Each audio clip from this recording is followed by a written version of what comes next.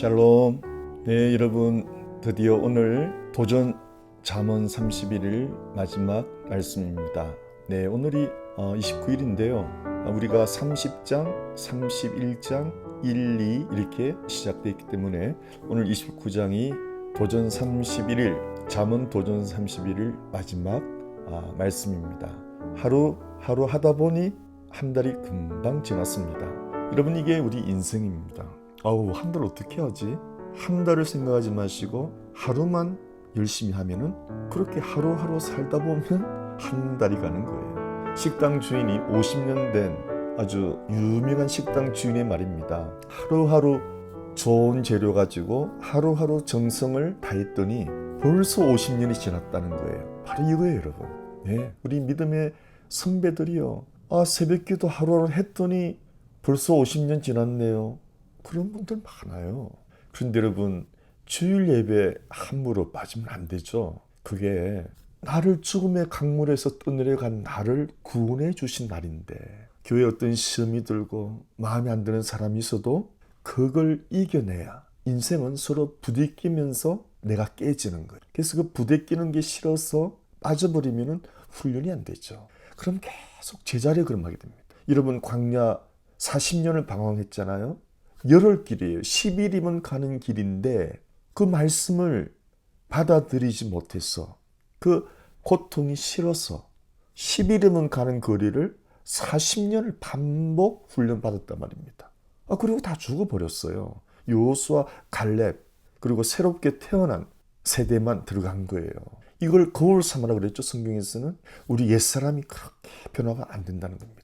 그래서 십자가의 역사만이, 십자가로 내가 죽고 너 살라라는 그 처절한 십자가 복음을 내가 받아들이기 전에는 열흘이면 가는 거리가 40년 걸려도 못 간다는 거예요. 끔찍하지 않습니까? 하루하루 성실로, 우리는 성실을 식물로 삼아야 돼요. 성실함이 나의 식물이 되고 하나님의 은혜가 되는 거예요. 이번 잠언을 통해서 하나님께서 귀한 열매들을 주셨습니다. 언어가 조급한 분이 언어가 바뀌었어요. 기적 중에 기적이죠. 야고보 3장, 인간이 결코 할 수 없는 게 혀를 길들이는 거예요. 누가 하셨죠? 하나님의 말씀에 은혜가 하신 거예요. 이와 같이 여러분 속에 태산처럼 우뚝 가로막는 문제들이 무엇으로 무너지나요? 하루하루 말씀의 은혜 받다 보면은 태산같이 우뚝 서 있는 그게 무너져 버리는 거예요. 스룹바벨이 그랬죠. 큰 산아, 내가 스룹바벨 앞에서 평지가 되리라. 우리 앞에 놓인 큰 산 장인물이 하나님의 말씀으로 매일매일 은혜로 살아가다 보면은 그것이 평지가 되는 거예요. 언어가 조급한 분이 언어가 너무 편안하게 바뀌었고 벌써 마음에 샬롬이 임한 거죠. 그리고 예수를 전혀 안 믿던 분이 30년 만에 예수님의 그 은혜를 선물로 받아들이는 큰 은혜가 있었고요. 또 교회를 좀 멀리 떠나 있다가 말씀을 통해서 그 영혼이 회복되는 분들이 계셨고요. 또 십자가의 그 은혜가 정말 가장 중요한 은혜인 것을 깨닫고 하나님의 말씀에 도전받은 분들이 계셨고요. 또 하루하루 그 하나님의 말씀의 은혜를 잔잔하게 새벽 이슬이 잔잔히 내리지만은 전혀 모르듯이 내리지만은 산천초목을, 깊은 산에 있는 그 야생화를, 풀들을 하나님이 먹이시고 그 이슬을 통해서 기르시는 거거든요. 그와 같은 이슬 같은 잔잔한 은혜를 받은 분들도 계시고, 여러분, 무엇보다도 저는 이 잠언을 우리 친구를 위해서, 우리 친구가 카톡이 왔어요. 제가 잠언을 매일 그 날짜에 한번 보라고 그렇게 가볍게 보냈는데 한국을 돌아가가지고 정말 자기가 잠언을 보게 된 거예요. 그러다가 그 잠언에 좀 어려운 말들이 있으니까 질문이 온 거죠, 카톡으로. 그래서 제가 그걸 받고, 그러면 내가 잠언을 좀 쉽게 한번 강의해서 올려야 되겠다. 그 동기가 이렇게 된 거예요. 또 한 분은 우리 한부모 모임에서 아주 점잖은 분이 기왕에 믿는 거 좀 제대로 믿고 싶다. 그래서 그분을 위해서, 이 두 분을 위해서, 사실은 이 두 분을 위해서 준비한 건데 누가 제일 은혜 많이 받았어요? 제가 가장 은혜 많이 받았어요. 하나님의 말씀에 정말 이렇게 푹 잠겨 살아 보니 정말 은혜구나. 하나님의 말씀에 잠겨 살아 보니 정말 귀한 은혜구나. 여러분, 이게 하나님의 역사입니다. 우리가 가진 것 매우 작은 것처럼 보잘것없는 것처럼 느끼거든요. 저도 그래요. 내가 무슨 뭘 그렇게 요즘 하나님 말씀 좋은 목사님들이 뭐 유튜브에 많은데 뭘 내까지 올릴 필요가 있나. 그런데 아주 작은 것인데도 오병이의 기적 아시죠 여러분? 어린아이가 내놓은 그 작은 물고기 2마리하고 아주 또띠아 조그만 5개예요. 또띠아 밀가루 떡. 그 작은 물고기 2개, 작은 또띠아 5개. 그걸 누구를? 그 굶주린 사람들 위해 내놓았더니 이거 가지고 뭐 입에 풀칠이나 하겠습니까? 내놨는데 예수님이 그걸 받으시고 어떻게 했어요? 축복하니까 수많은 무리들이 먹고도 남더라. 여러분, 이게 하나님의 비밀이에요. 내가 가진 거 작죠? 네, 작은 것 같은데 남을 위해서, 그 목적이 중요하죠. 내 영광을 위해서 내놓는 것은 그거는 열매가 좋지 않아요. 그런데 내가 가진 게 작은데 이걸 남을 좀 위해서 한번 내놓겠다라고 그 동기가 하나님 보시기에 괜찮을 때, 하나님 보시기 아름다울 때 하나님이 축복을 하시는 거예요. 그 작은 것에, 작은 물고기 2마리, 작은 또띠아 5개 축복을 하시니까 결과는요, 많은 사람이 먹고 남더라. 그러면 여러분, 그 작은 물고기 2마리하고 또띠아를 바친 그 사람은 얼마나 기뻤겠어요. 그렇죠 여러분? 제 심정이 그런 거예요. 내가 가진 게 초라한 것 같지만 하나님이 축복을 하시니, 은혜를 더하시니 열매를 맺는구나. 아멘. 여러분, 지극히 작은 일에 충성된 자를 하나님이 축복을 하셔서 아름다운 열매를 맺게 하는 걸 믿으시기 바랍니다. 여러분도 마찬가지예요. 이제 들은 복음을 내가 받은 은혜가 작은 것 같지만 그 은혜를 한 사람을 살리기 위해서 여러분이 나눌 때 하나님은 거기에 축복을 하셔서 여러분이 생각지도 않은 축복의 열매가 거둬지는 거예요. 시작은 미약했으나, 시작은 보잘것없지만 나중은 창대하리라는 말씀이 있죠. 똑같은 원리예요. 하나님의 역사는 그런 거예요.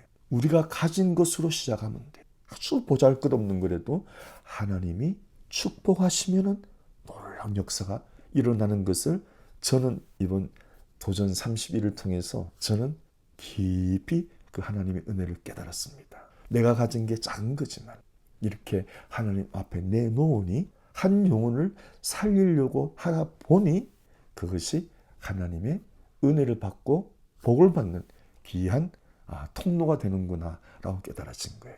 여러분 모두 위에 이런 은혜가 있으시기를 축원합니다. 자, 그리고 또 광고 드립니다. 자, 도전 30일 끝났는데 이제 끝이냐? 아니에요. 하나님께서 또 2번째 미션을 주셨어요. 2배로 주셨어요. 31일 도전인데 이번에는 66일 도전의 미션을 주셨습니다. 그게 뭐냐고요? 성경이 66권이잖아요. 구약 성경 39권, 신약 27권, 66권이죠. 그 66권의 핵심 주제, 정말 우리가 빠뜨려서는 안 될 핵심 주제를 매일 66일 동안 신구약을 핵심 주제를 가지고 은혜를 나누기를 원합니다. 여러분 함께 해주시기를 소망합니다. 오늘 잠언 31일, 도전 잠언 31일 마지막 은혜의 말씀, 레위기 9장 23절입니다. 모세와 아론이 회막에 들어갔다가 나와서 백성에게 축복하며 여호와의 영광이 온 백성에게 나타나며 불이 여호와 앞에서 나와 제단 위에 번제물과 기름을 사른지라 온 백성이 이를 보고 소리 지르며 엎드렸더라. 아멘.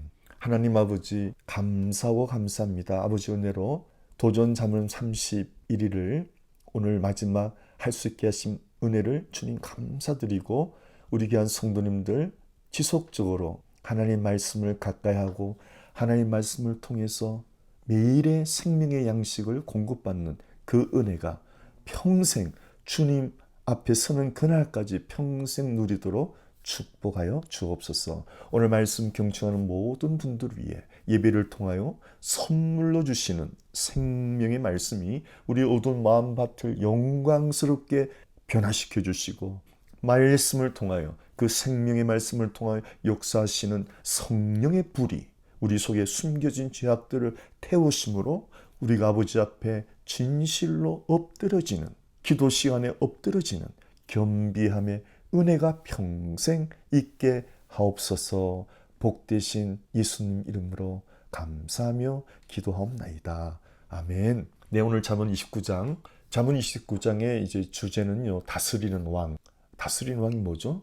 하나님의 말씀으로 내 무주갱같이 어두워진 마음을 밝히는 거예요. 혼돈스럽고 공허한 마음을 질서가 있고 하나님의 은혜로 충만한 마음밭으로 가꾸는 거예요.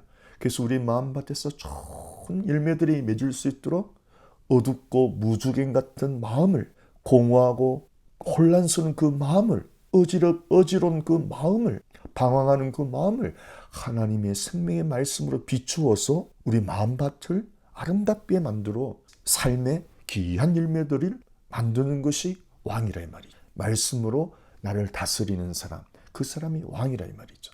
그럼 다스리기 위해서는 우리 인간의 세 가지 구조를 우리가 꼭 알아야 됩니다. 영혼과 육 두 가지 구조로 된 게 아니고요. 영과 혼과 육을 꼭 아셔야 됩니다. 우리가 성경을 통해서 세 가지를 꼭 알아야 됩니다. 여러분, 성경을 단어를 찾아보면 제일 많이 나오는 단어가 하나님, 여호와 이거예요. 그게 무려 3,500개가 넘어요. 그리고 예수님과 구약의 여호와를 합치면은 약 5,000개가 넘어요. 여러분, 사랑이라는 단어가 불과 몇백 개밖에 안 됩니다. 그러니까 성경에서 가장 중요한 것이 하나님이 누구신지를 알아가는데, 그 하나님이 누구냐? 예수 그리스도가 하나님인 거예요. 말씀이 하나님인 거예요. 그리고 그 말씀의 핵심이 무엇이냐? 그게 십자가의 도라의 말이죠. 그래서 우리가 십자가의 도를 깨달아야 창세기에서 계시록까지 이해가 되는 거죠. 영적으로 적용할 수가 있는 것입니다. 두 번째로 중요한 것은 사람이라는 단어가 그 다음에 많이 나오는 게 사람이라는 단어예요. 사람이 뭔지를 알아야 돼요. 여러분, 사람은 의지할 대상이 아니에요. 품어줘야 할 대상인 걸 알아야 교회생활, 인간관계, 가정생활, 결혼생활에서 승리할 수 있는 거예요. 사람을 알아야 돼요. 심지어 부부가 30년을 살아도 남자와 여자가 틀립니다. 이걸 몰라서 전쟁을 날마다 하는 수가 있어요. 사람을 알아야 되는데, 사람은 의지해야 할 대상이 아니고 내가 이해를 어떤 인정받고 싶어하는 대상이 아니고, 사람은 품어주어야 할 연약한 그릇이라는 거예요. 깨어지기 쉬운 연약한 그릇이라는 거예요. 사람이라는 것이. 그래야 여러분 결혼생활도 유지할 수 있고요. 교회생활, 또 인간관계도 우리가 끝까지 유지할 수 있는 것이 사람을 이해해야 돼요. 하나님 말씀을 통해서.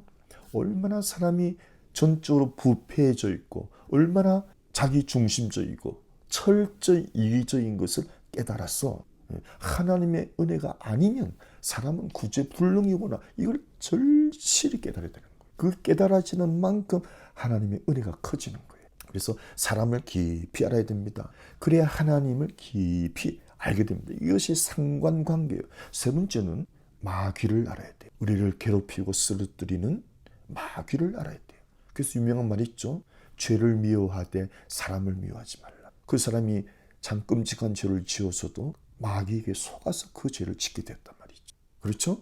마귀에게 속아서 그 죄를 짓게 되었어요. 그래서 여러분, 도끼로 수많은 사람을 죽인 고재봉이를 어떤 집사님이 전도했어. 고재봉 흉악범이라고 우리가 저주했다면 전도가 안 되잖아요. 그 사람이 흉악범이지만은 저 사람도 역시 연약해서 마귀에게 속아서 도끼로 사람을 죽이게 된 피의자인 거예요. 피의자. 그래서 복음을 전했더니 그가 그걸 깨닫고 사람이 바뀌었잖아요. 얼마나 고재봉이가 교도소에서 회개하고 수많은 영혼들을 구원했는 줄 몰라요. 그와 같이 마귀를 알아야 돼요. 사탄을 알아야 돼요. 그래야 우리 속에서, 심지어 믿는 자 속에서 역사하는 악한 영들을 우리가 분별할 수 있어야 영적 전쟁을 할 수 있는 거예요. 그래서 여러분, 성경을 통해서 하나님을 깊이 알아가야 됩니다. 사람을 깊이 알아가야 됩니다. 마귀의 존재를 알고 마귀의 작전을 알아야 돼요. 속임수의 명수예요. 예를 들면 이렇습니다. 이혼한 가정이 있다고 합시다. 여자가 이혼을 당했어요. 강제적으로. 남편이 바람나서 갚버렸단 말이에요. 그럼 그 여자는 100% 피해자인데 자기가 잘못된 거 아니에요. 근데 마귀는 너가 잘못했기 때문에 그 남자가 떠난 거 아니냐고 계속 참소해서 자기를 자기를 비참하게 만드는 거예요. 여러분 그런 경우가 많아요. 여러분 최진 씨 아시죠? 그분이 자살하게 된 동기가 어떤 이혼의 아픔도 작용하지 않았겠습니까? 결국 그러니까 그 전 남편도 자살한 거 아니에요. 어떤 죄책감 때문에. 얼마나 마귀의 역사를 보십시오. 한 영혼을 속여서 자살하고 또 다른 사람을 속여서 이게 마귀가 속이고 노락질하고 죽이고 멸망케 하는 거예요. 우리 예수님은 오신 것은 우리를 살리려 하십니다. 영원히 살리려 하십니다. 끝까지 살아내라는 거예요. 죽고 싶은 심정을 누가 주느냐? 마귀가 주는 걸 알아야 돼. 내 생각같이요? 천만의 말씀입니다. 마귀가 주는 거예요. 마귀가. 하나님의 말씀을 받아들이면 그걸 보게 된단 말이에요. 얼마나 여러분 예수를 믿으면서도 자살하는 사람이 많은 줄 아세요? 심지어 선교사님도 자살하고요. 선교사님 부인도 자살하는 선교 소식을 저는 들었어요. 마귀를 알아야 돼요. 악한 영들의 역사를 알아야 돼요. 그렇지 않고는 우리가 승리할 수가 없는 것입니다. 영은 여러분 예수님이 나의 구세주시다. 하나님의 구원을 선물로 받아들이지 않으면 우리의 영은 잠자는 영, 죽은 영이에요. 하나님의 말씀을 봐도 그냥 졸려요. 깨달아지지. 하나님의 말씀은 영적인 책이니까. 그래서 하나님이 우리의 영을 먼저 살리시려고 구원을 선물로 주시는 거예요. 구원을 선물로 받아야 예수님이 나의 구세주인 것을 선물로 받아야 영이 살아나요. 영이 깨어나요. 그래야 말씀을 볼 때 이해가 되거든요. 두 번째는 영을 살리고 나서 말씀을 보니까 십자가를 접하게 되거든요. 십자가를 접하면서 가장 추악한 것이 이 자아인 것을, 이 자아가 죄의 공장인 것을 알게 되죠. 죄를 여러분 100가지 200가지 매일 회개도 안 되는 것은 자아가 깨지지 않으면 계속 죄는 공장에서 찍어져 나오는 거예요. 그래서 죄를 없애는 게 아니고 죄들을 없애는 것이 아니고 죄의 공장을 십자가에 못 박아버리는 것이 나는 죽고 너 살라 이 말입니다. 그것이 두 번째 은혜예요. 영이 살아난 다음에 하나님의 말씀을 통해서 인생을 괴롭히고 온 세상이 시끄럽고 온 세상이 이렇게 살아가기 힘든 이유는 인간의 이기적인 욕심 때문에 다 생기는 것들이 그 이기적인 욕심이 바로 나의 자아, 거듭나지 않은 혼에서 나오는 이 욕심 때문에 이 세상이 그렇게 시끄러운 거예요. 정치판이 그렇게 시끄러운 거예요. 두 번째 은혜는 이 자아가 십자가의 원수이구나 깨닫고 이 자아를 십자가에 못 박는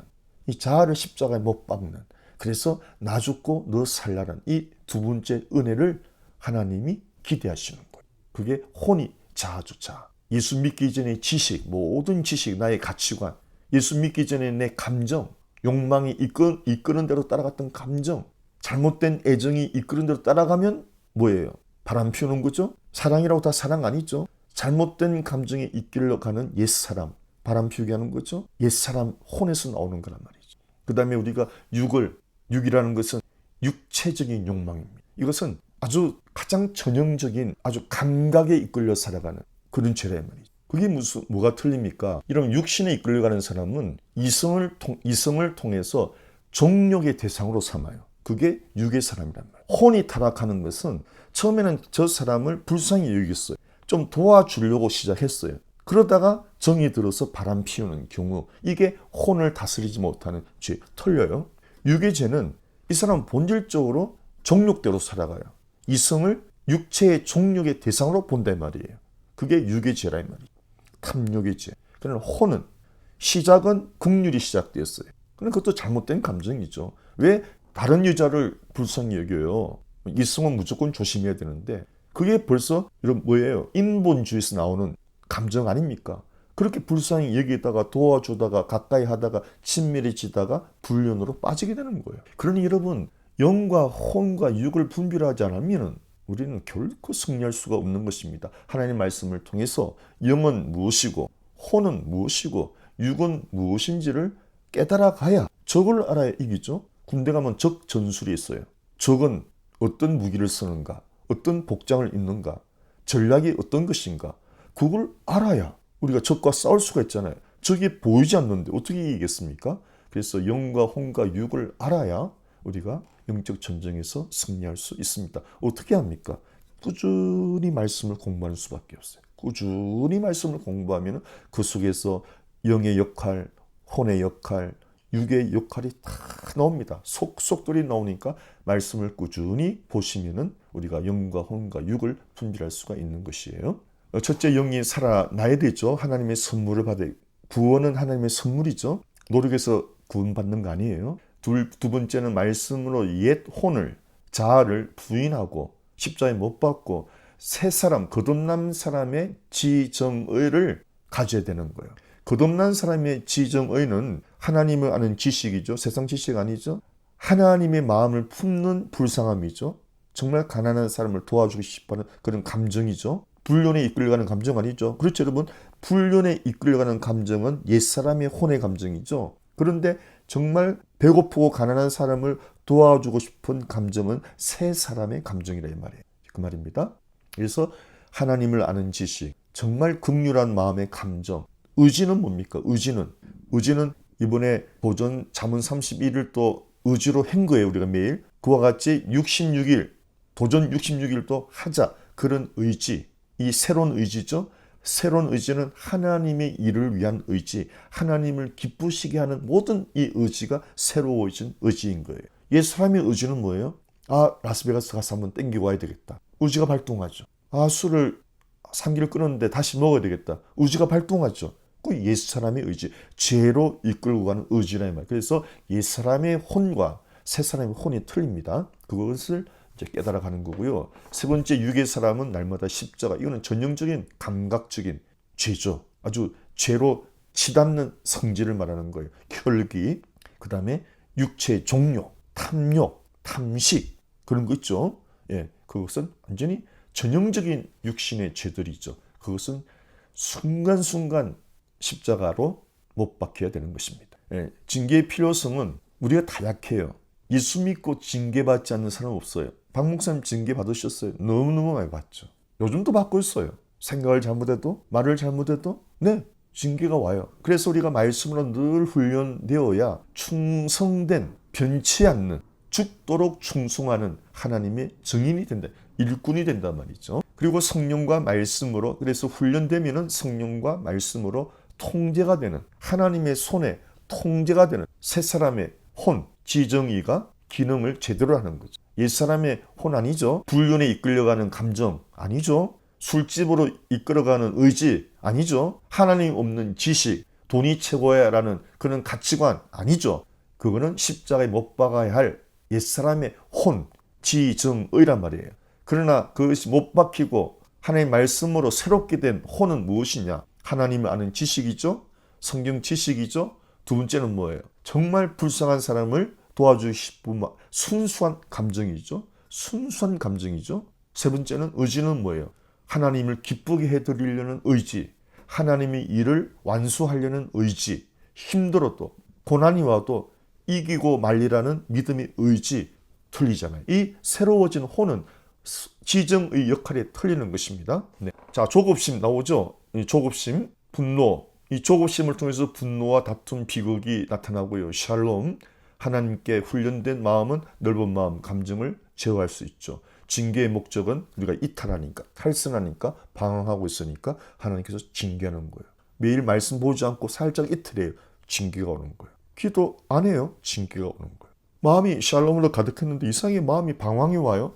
징계가 오는 거예요. 방황하는 저 자체가 징계가 벌써 온 거예요. 여러분, 남녀가 불륜에 빠지는 게 하나님의 벌이에요. 그게 하나님의 말씀을 멀리 하고 사니 벌써 그 안으로 들어가 버린, 지뢰밭에 들어가 버린 거죠. 남녀가 불륜으로 재미 보는 거 아니에요. 벌을 받는 거예요. 벌을. 잠언에 나와 있잖아요. 하나님과 교통은 날마다 하나님의 말씀을 신실하게 대하면은 자연히 거룩한 생, 자연히 거룩하게 되는 거예요. 하나님의 말씀을 날마다 대하고 그 말씀을 공급받으면은 그냥 자연스럽게 기쁨과 감사, 아침 햇살 같은 사람이 되는 거죠. 그러나 하나님과 교통을 단절해버리면 제멋대로 살게 되는 것입니다. 방자하게 살게 되는 것입니다. 여러분, 별 수 없습니다. 목사도요, 말씀 기도 안 하잖아요. 별 수 없이 옛사람으로 돌아갑니다. 사람에게 환심받고 인정받으려면 사람이 종이 됩니다. 그래서 인정을 조심하고 애정을 조심해야 돼요. 그것이 불륜으로 가기 때문이에요. 하나님께 충성하면 하나님의 종이고, 하나님의 종들은 양날선 하나님의 말씀의 검으로 죄를 쳐야 되고 교만을 쳐야 되는 거예요. 죄를 이겼다고 교만하면 또 쓰러지는 겁니다. 죄와 교만을 동시에 양날선 검으로 쳐서 복종시켜야 하나님의 종으로 끝까지 충성할 수 있는 은혜로 살아갈 수 있는 것이. 사람은 교만합니다. 죄를 안 지으면요 율법적으로 교만해집니다. 죄를 지으면 방탕하게 됩니다. 이래도 죄 저래도 죄 인간은. 그래서 늘 하나님의 은혜가 아니면 우리는 쓰러질 수밖에 없는 것이. 1절입니다. 아무리 꾸짖어도 듣지 않는 고집 센 사람은 할 일 없이 졸지에 망하고 만다. 책망받고 회개하면은 삶의 변화가 일어나는데요. 책망받고 회개하면은 빛된 삶이 나타난다는 거죠. 빛의 역할. 그런데 그 책망을 거절하면 계속 어둠 속에 거하고 방황하고, 바로 이스라엘 백성이죠. 40년을 열흘이면 갈 거리를 변화가 안 되니까 40년을 방황하다가 다 죽는 거예요. 발전이 없고 성숙이 없어요. 여러분, 벌이라는 것이 뭐 어마어마한 사건 사고가 터져 벌이 아닙니다. 다람쥐 쳇바퀴 도는 삶이, 그는 내 삶이 꼭 다람쥐 쳇바퀴 돈다, 발전 없다, 그거 벌이에요. 사는 게 무의미하다, 무료하다, 벌이에요. 하나님의 징계란 말이에요. 우리가 회개하고 하나님의 책망을 받아들이고 변화가 일어나면은 하루하루가 감사와 기쁨이 넘쳐야 되는 거죠. 예, 넘쳐야 되는 게 자연스럽게 기쁨과 감사가 솟는단 말입니다. 여러분, 다람쥐 쳇바퀴 돈다? 내 삶이 참 무료하다? 사는 게 이게 뭔가? 말씀으로 돌아가십시오. 다시 회복하셔야 됩니다.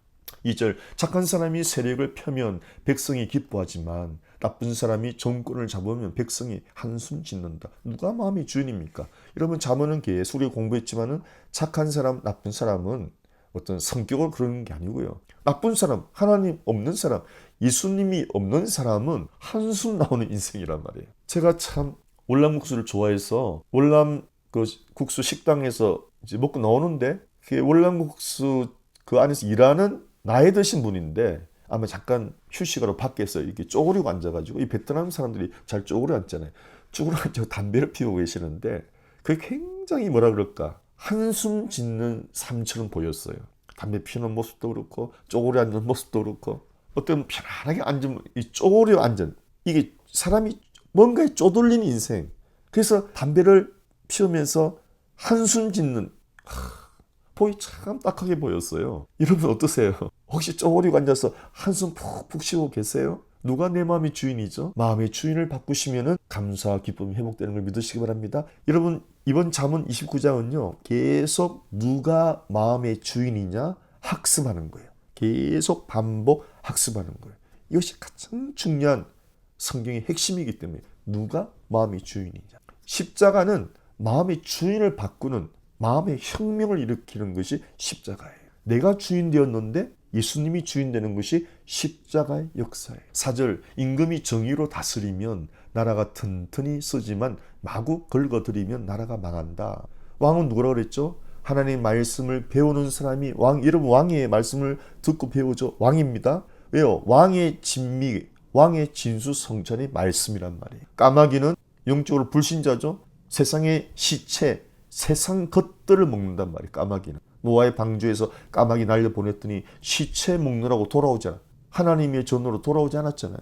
그렇죠? 비둘기는 날려보냈더니 올리브 잎을 물고 들어왔잖아요. 그렇죠, 여러분? 올리브 잎은 뭡니까, 여러분? 생명의 새순이잖아요. 생명을 가지고 들어오는 거예요. 예수 믿는 사람들은 하나님의 생명의 말씀을 먹고 그 생명의 말씀으로 나누어서 새 생명을 거둬들이는 거죠. 그렇죠? 그러나 하나님이 없는 인생은 세상 것, 시체를 먹는데 정신없단 말입니다. 돌아오지 않는다 이 말이에요. 그래서 말씀을 배우는 사람, 배운 말씀을 가르치는 사람, 그 말씀으로 나를 다스리는 사람이 왕이다. 그 사람이 임금이 정의로 다스린다 이 말이에요. 그러면 든든하죠, 나라가. 그런데 예수님이 주인 안 되면 마구 긁어들여요. 탐욕이 세상 것을 막 긁어들여요. 채우고 보니 온통 쓰레기산이 쓰레기산. 망하는 거죠. 쓰레기가 가득. 탐욕으로 세상 것들을 끌고 모았는데 나중에 보니까 이게 다 쓰레기예요. 쓰레기. 불태워버릴 쓰레기란 말이에요. 그래서 여러분, 마지막에 종말에 이 세상 것들이 불타버린다 그러죠. 체질이 불에 녹아버린다고 베드로 후서에 예언되어 있지 않습니까? 5절 이웃에게 아첨하는 사람은 그의 앞에 올가미를 치는 사람이다. 여러분 왜 아첨하죠? 자기가 뭔가 유익을 챙기려고 그 사람한테 아첨, 올가미를 씌우는 거예요. 가증한 사람이죠. 자기가 이익 보려고 그 사람을 타락시킨단 말이에요. 우상 앞에 향을 막 흔들죠. 저 동남아시아 가면은 막 향 여러 개를 머리 위에 대고 막 흔들면서 향이 올라가. 왜 그래요? 복 주세요. 복 주세요. 그거 아니에요. 자기 유익을 위해서 막 흔드는 거예요. 그 우상을 위해서 그 사람이 헌신합니까? 그 우상을 위해서 십자가를 칩니까? 차원이 틀리잖아요, 여러분. 우상 숭배와 하나님 믿는 것은 차원이 틀려요. 하나님 믿는 건 뭐예요? 나 죽고 너 살라. 이야. 근데 우상은 뭐예요? 향을 막 흔드는 게 뭐예요? 나 이거 복 주세요, 복 주세요, 복 주세요. 자기를 위해서 흔드는 게 우상 숭배예요. 결국 우상은 자기를 위한, 그래서 탐심이 우상이라고 그랬잖아요. 7절 착한 사람은 가난한 사람들의 사정을 돌보지만 나쁜 사람은 아랑곳하지 않는다. 누가 마음의 주인입니까? 예수님이 마음 주인 되면은 가난한 사람들이 보여요. 정말 도움이 필요한 사람들이 보입니다. 그런데 내가 주인 되면 탐욕이 주인 되니까 한심한 것들 이렇게 그냥 잔인한 생각만 하게 되는 거예요. 8절에 그만한 사람은 마음을 들쑤셔 놓지만 지혜로운 사람은 화를 가라앉힌다. 누가 주인입니까? 내가 주인 되면 교만하고 거만해서 말을 해도 함부로 해가지고 들쑤셔 놓고 전쟁을 일으키고, 예수님이 주인 된 사람은 불난 집에 하나님 말씀 불을 꺼버리죠. 그냥 내가 주인 되면 불난 집에 부채질하는 격이에요. 정말 그렇죠. 아예 분별력이 없어요. 불난 집에 부채질하는 거예요. 그러나 예수님이 마음 주인 된 사람은 말씀으로 훈련된 마음, 불난 집에 하나님 말씀에 불로 확 꺼버리는 거죠. 불을 꺼버리는 거죠. 화를 가라앉히는 거죠. 최고의 대접이 뭐냐고요? 막 밥 사주고 하는 게 아니에요, 여러분. 물질로 사람 환심스러운 사람은 잘못하면 마음이 교만해져요. 내가 저렇게 뿌렸는데 하는 그 마음이 교만이 싹 들 수가 있어요. 가장 안전한 대접은 날 낮추고 상대방을 존중해 주는 것이 가장 좋은 대접이에요. 그래서 예수님이 주인 된 사람은 절대 사람을 무시하지 않죠. 예수 믿으면서도 뗀놈, 외놈, 전라도, 경상도 절대 그 사람 은혜 받은 사람 아닙니다. 십자가 통과 전혀 안 된 사람들이 사람을, 생명을 소중히 여기는, 존중히 여기는. 11절 미련한 사람은 화를 있는 대로 다 터뜨리지만 지혜로운 사람은 화를 가만히 가라앉힌다. 누가 주인입니까? 누가 당신의 마음의 주인입니까? 내가 주인이면 내가 주인이가 막 포보되는 거죠. 내가 주인이잖아요. 막 하는 거예요. 예수님이 주인이면 막 못하죠. 예수님은 말씀으로 나를 복종시키잖아요. 절제, 가만, 잠잠히 하나님을 바라보라. 잠잠하라. 원망 불평은 죄다. 잠잠히 기다려라. 하나님의 구원을 잠잠히 볼지어다. 가라앉히는. 12절 통치자가 헛된 소리를 들어주면 신하들마저 모두 나빠진다. 우리가 왕이죠. 말씀을 먹고 말씀을 전하고 말씀으로 다스리는 왕인데, 이 왕이 말씀으로 다스릴 생각하지 않고 간신들의 소리, 세상 소리를 듣고 아유 전하 그래도 세상 부귀영화가 더 좋지 않습니까? 하나님의 말씀은 좀 그렇지 않습니까? 어떻게 사람이 평생 말씀대로 살아갑니까? 일주일에 한 번 정도 보시고 전하 그저 월화수목금토일은 세상을 좀 즐기시옵소서. 그 소리 듣고 그냥 세상에 빠지면은 다 타락하는 거예요. 그게 뱀의 소리로 돼 있죠. 뱀의 간사한 소리죠. 하만은 에스더스에서 영적인 비밀이 나오는데 하만은 육신의 정욕을 말하는 거예요. 전하 어떻게 말씀만 보고 있습니까? 여자를 즐기시옵소서. 후궁을 드리겠습니다. 그 하만이라면 하만. 옛날에도 여러분 정말 정치를 잘한 선한 왕들은 주색을 멀리하고 어떻게 하면 백성들을 잘 살게 할까? 그렇게 충신하고 연구하고 암행도 나가고 했다지 않습니까? 그저 탐욕스러운 왕들이, 타락하는 왕들이 주색에 빠져가지고 백성들은 도탄에 빠지고, 멀리 볼 거 있습니까? 그럼 북한을 생각하십시오. 백성은 도탄에 빠지고 독재 정권은 말할 수 없이 그저 주색에 빠져 살지 않습니까? 성령의 인도함을 받아야 돼요. 성령의 인도함, 하나님의 말씀의 인도함을 왕은 성령의 왕 중의 왕, 예수님의 영, 하나님의 영의 음성을 따라가야 돼요. 왕의 음식, 말씀을 따라가야 되죠. 그래야 그 나라가 안전하고 든든한 걸 믿으시기 바랍니다. 사랑하는 성도 여러분, 뱀의 소리에 귀 기울이지 마세요. 세상 소리. 15절 아이는 매를 맞고 꾸지람을 들어야 지혜를 얻고 내버려 두면 어미에게 욕을 돌린다. 그렇죠. 아이들은 순수하지만 미련한 게 어리석잖아요. 순수하지만 어리석은데, 그래서 일찌감치 십자가를 배워야 돼요. 일찌감치 십자가를 배워야 인생을 만만하게 안 보죠. 그렇죠? 그래서 성경은 매로, 사랑의 매로 아이들을 가르쳐야 된다. 16절, 나쁜 사람이 세력을 잡으면 범죄가 늘어나고 착한 사람은 그들이 망하는 것을 보게 된다. 누가 주인입니까? 나쁜 사람 누구예요? 내가 인생을 다스리려면은 죄가 악한 영들이 공격해 들어온단 말이지. 그러나 예수님이 내 마음의 주인이면은 악한 영들이 도망가게 돼. 한 길로 7길로 도망가고, 예수님이 주인 되면 내 속에 들어있던 수많은 죄들이 하나하나 도말되어 가고 죄의 공장, 자아가 십자가에 못 박히는 것을 경험하게 되는 거예요. 이것이 가장 큰 은혜죠. 죄의 공장, 자아가, 옛사람이 죄를 수만 개씩 만드는 그 죄 공장이 십자가로 박살나야 되는 거예요. 죄 한두 개 회개해서 되는 게 아니에요. 예수를 주인 삼는 사람은, 날마다 하나님의 말씀으로 양식 삼는 사람은 옛사람이 하나님의 원수임을 깨닫고 십자가의 원수임을 깨닫고 옛사람을 날마다 십자가에 못 박는 것을 주저하지 않는 거예요. 마음속에 두 늑대가 있죠. 인디안 교훈인데요. 마음에는 두 마리 늑대가 있는데 한 마리는 착한 늑대, 한 마리는 나쁜 늑대예요. 그래서 손자한테 그걸 말했더니 손자가, 할아버지 어느 늑대가 이겨요? 그건 너가 먹이를 많이 주는 늑대가 이긴단다. 착한 늑대한테 먹이를 많이 주면 착한 늑대가 이기지. 나쁜 늑대 먹이를 많이 준 나쁜 늑대가 이기지 않니? 그렇죠, 여러분?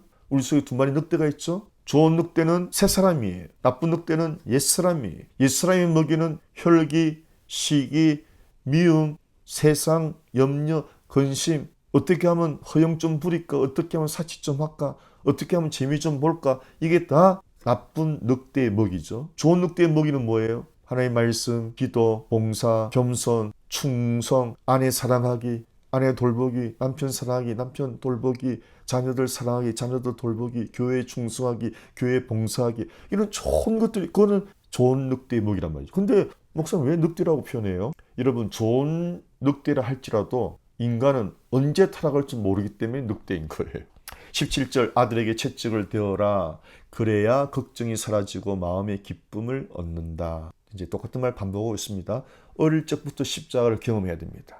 예. 먼저 고난을 경험하고 그 뒤에 기쁨을, 유보된 기쁨을 위해서 지금 좀 고생해라. 공부라는 그렇죠. 저도 예전에 하나님 만나기 전에는 왜 공부해야 되나? 사람이 죽으면 그만인데. 그래서 공부를 안 했거든요. 그런데 지금 예수님이 내 마음의 주인 되어 보니까 공부가 훈련인 거예요. 공부가 힘들잖아요.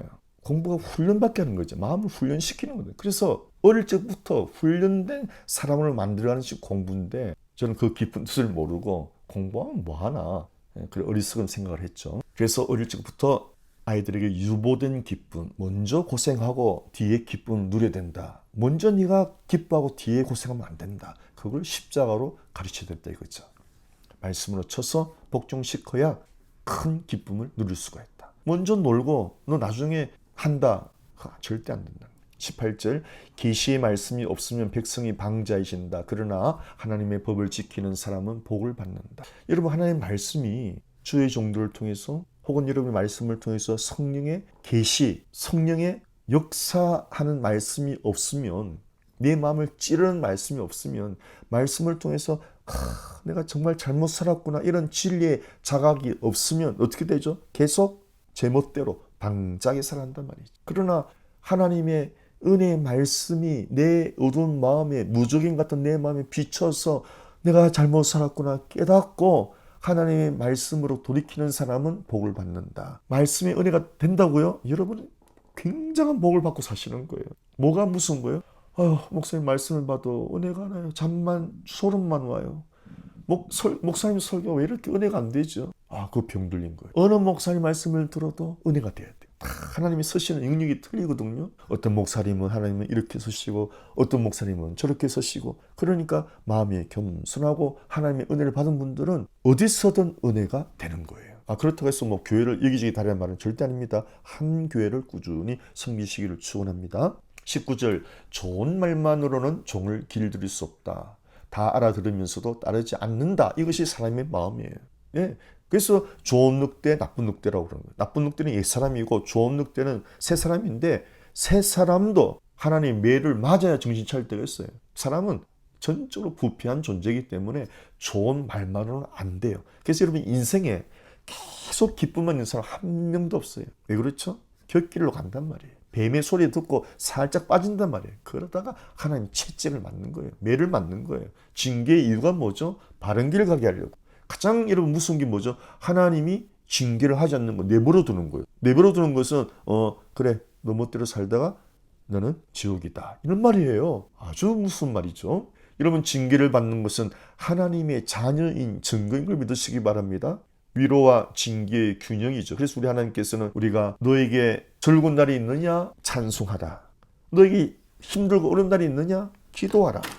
인생은 늘 찬송만 부를 수 없다는 거예요. 늘 기쁜 날만 안 된다는 거예요. 왜요? 우리가 죄성이 많아서 계속 좋은 걸로 우리를 인도하면 우리는 타락한다는 거예요. 그래서 좋은 일, 어려운 일을 병행해서 우리를 다스려서 인도하시는 지혜로우신 하나님인 걸 믿으시기 바랍니다. 그래서 인생에서 여러분 어두운 밤이 오면 기도하라는 신호입니다. 인생에 기쁨이 오면 찬송하고 하나님께 영광 돌리라는 의미입니다. 그저 내가 복을 받았으니 세상에서 흥청망청하자, 아닙니다. 20절 함부로 입을 가볍게 놀리는 사람을 보았겠지만 그런 사람보다는 바보에게 희망이 있다. 매우 위험한 사람은 말을 함부로 하는 사람. 여러분 분별하십시오. 말을 함부로 하는 사람은 정말 조심해야 됩니다. 21절에 종이 어리다고 응석을 받아주면 자라서 버릇없이 군다. 작은 습관을 우리가 허용하면 그것이 3살 버릇 8가지죠. 아침을 게을리하는 그 작은 습관이, 여러분 생각해 보십시오. 매일 아침에 조금씩 말씀을 꾸준히 들은 사람이 30년 뒤와 그 매일 아침에 말씀을 전혀 보지 않는 사람의 30년 뒤를 한번 상상을 해보십시오. 매일 하루는 지극히 작은 습관이지만 그것이 수십 년 뒤에 나타난 열매는 엄청난 것입니다. 그래서 여러분 작은 죄를 조심하십시오. 작은 여우를 포도원에서 쫓아내라고 그랬잖아요. 작은 불평, 작은 원망이 심각한 죄가 되는 것입니다. 작은 한숨이, 작은 근심이 불신앙의 뜻이에요. 여러분 작은 죄를 조심하세요. 사탄은 얼마나 교활한지 작은 죄로 우리 영혼을 야금야금 삼키가는 거예요. 기억하시기 바랍니다. 셀라 기억하십시오. 작은 여우를 가정에서 조심하십시오. 부부지간에 정말 조심하십시오. 부부는 정말 조심해야 할 관계예요. 조금만 빈틈 보이면 사탄이 역선. 22절에 화를 잘 내면 말썽을 일으키고 고를 잘 내면 실수가 많다. 조금만 방심하면 옛사람이 살아나는 거죠. 한시도 방심할 수 없어. 섰다고 생각하면 넘어질까 조심하라. 날마다 십자가로 나는 날마다 죽노라. 훈련의 말씀, 훈련의 필요성. 23절 교만한 사람은 멸시를 받고 겸손한 사람은 존경을 받는다. 누가 마음의 주인입니까? 25절에 사람을 겁내면 올가미에 걸리지만 야훼를 믿으면 안전하다. 누가 마음의 주인입니까? 예수님이 내 마음의 주인이면요 당당합니다. 교만한 게 아니죠.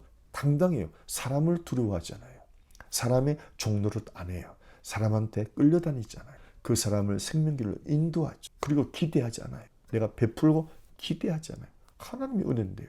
나는 하나님께 쓰임받았는 하나님만 의지하시길 축원합니다. 사람은 의지의 대상 아니에요. 품어야 할 대상이에요. 깊이 이해해 줘야 할 대상입니다.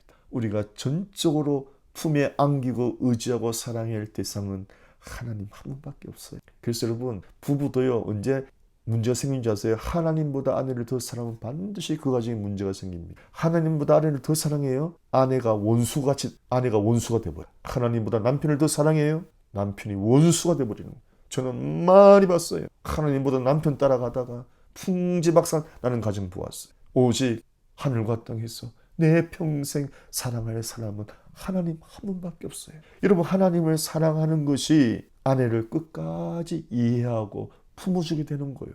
이 비밀을 아셔야 돼요. 하나님의 사랑이 빠진다? 부부는 금방 금이 가버리는 것입니다. 27절 착한 사람은 불의한 사람을 싫어하고 나쁜 사람은 바른 사람을 싫어한다. 유유상종 끌림의 법칙이에요. 예수님 모시지 않으면 예수 믿는 사람들 싫어요. 하나님 말씀 싫어요. 그러나 예수를 모신 사람 하나님의 사람들 사랑하죠. 기뻐하죠. 즐거워하죠. 교제를 즐거워하죠. 세상 사람들 그 진수성찬이 있어도 시시해. 세상에 아무리 부귀영화 진수성찬이 있어도 시시해. 왜 그렇죠 여러분? 모세가 어떻게 살았죠? 애굽의 왕자인데 그 애굽의 그 화려한 왕실의 삶을 시시하게 여기고 하나님의 백성과 함께 고난의 광야길을 걷는 것을 더 귀하게 여겼더라. 우리의 가치관이 이렇게 확실히 바뀌어야 돼요. 하나님을 믿으면서도 자꾸 세상 부귀영화, 세상의 진수성찬에 자꾸 눈 돌리는 사람이 있으면 어떻게 롯의 아내가 돼서 소금기둥 돼버리는 거예요. 두 마음 품으면 안 됩니다. 한쪽은 하나님께, 한쪽은 세상에 가 있으면 그 사람은 반드시 실패자가 되는 거예요. 야곱의 고백이 뭐였어요? 그 아들이 요셉이 애굽의 총리가 되었지만 우리의 영원한 기업은 하나님의 백성이다. 그래서 12지파로서 야곱이 다 복을 주지 않았습니까? 요셉이 애굽에서 국무총리지만 국무총리가 너는 하나님의 지파의 복을 받을지어다 라고 하나님의 자손으로 복을 줬잖아요. 뭐예요? 야곱과 요셉의 신앙 고백이 애굽의 국무총리보다 애굽의 금은 보화보다 하나님의 12지파로 고생하며 사는 것이 더 복되도다. 사랑하는 성도 여러분, 가치관이 정말 변화되었습니까? 아직도 하나님을 믿는다고 하면서도 애굽의 부귀영화에 눈 돌리고 있지 않아요? 모세는 애굽의 왕실을 헌시짝처럼 버렸어요. 애굽의 왕실의 화려한 그 삶을 헌시짝처럼 버려버렸어요. 그리고 하나님 백성과 함께 고난의 광야길을 가는 것을 저 존귀하게 복으로 바라보았어요. 왜 그렇죠? 애굽의 왕실 바벨론의 그 호화로운 삶은 잠시 잠깐은 불로 다 타버리는 것, 쓰레기란 말입니다. 베드로후서에 예언되어 있지 않습니까? 마지막은 불로서 심판하리니 모든 물질이 불로 소멸 녹아지리로다. 그러나 우리는 새 하늘과 새 땅을 바라보는도다. 새 예루살렘을 바라보는도다. 하나님의 백성들과 함께 고난의 길을 걸어간 우리들은 영원한 예루살렘 성에서 영원 복락을 누리는 어느 선택이 정말 지혜로운 선택입니까? 여러분? 아직도 예수 믿으면서도 애국과 하나님의 나라에서 방황하고 있습니까? 양다리를 걸치고 있습니까? 그러면 여러분 진정한 하나님의 은혜를 맛보지 못합니다. 하나님의 편에 설 것인가? 내가 세상에 설 것인가? 결단하시기 바랍니다. 그럴 때 여러분 하늘의 기쁨, 하늘의 영광을 누리게 될 것이며 왕의 진미, 하나님의 말씀의 맛을 깊이 체험하게 될 것입니다. 할렐루야, 샬롬.